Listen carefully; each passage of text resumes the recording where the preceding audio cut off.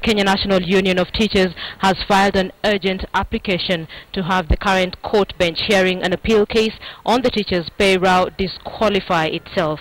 The union cites alleged lack of independence of the judges. The Teacher Service Commission is challenging the 50 to 60% pay increase awarded to public school teachers by the Employment and Labor Relations Industrial Court.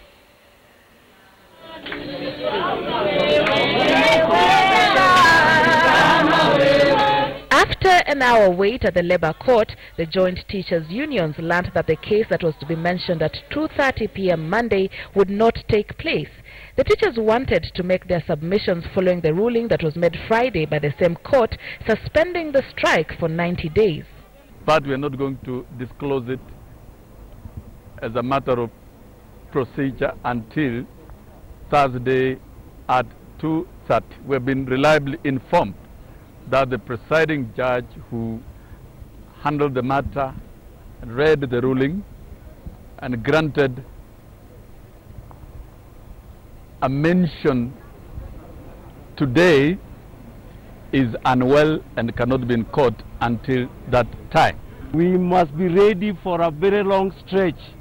We have just reached the wilderness of Sinai, and where we are going we know, and we shall reach there, no going back. The main demand by the teachers is that their employer, TSC, withdraws the active case it has at the Court of Appeal seeking to overthrow the Industrial Court award of the 50 to 60% pay rise.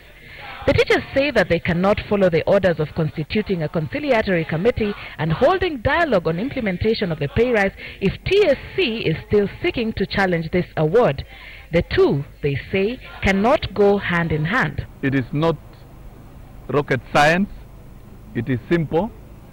Then it means teachers continue remaining in strike absolutely until after Thursday, when they can be advised once we give our submissions and canvass our arguments in court.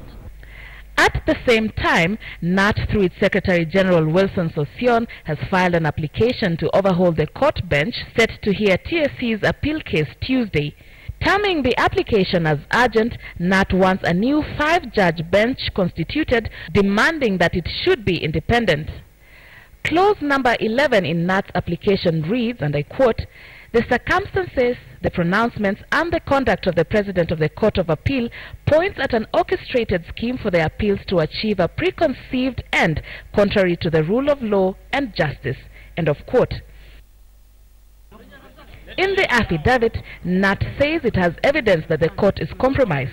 This further complicates the education matters as various applications are yet to be heard. The unions reinstate that teachers should not report to school and that they will not oversee the exams. Si haswa walimu wa colleges na wale wa shule zetu za upili ambao ni members wetu wa KUPPET na invigilators na wale walimu na ambao wanafundisha sayansi na supervisors, kwamba msiende kufanya supervision ya mitihani. Mgomo upo na mgomo unaendelea.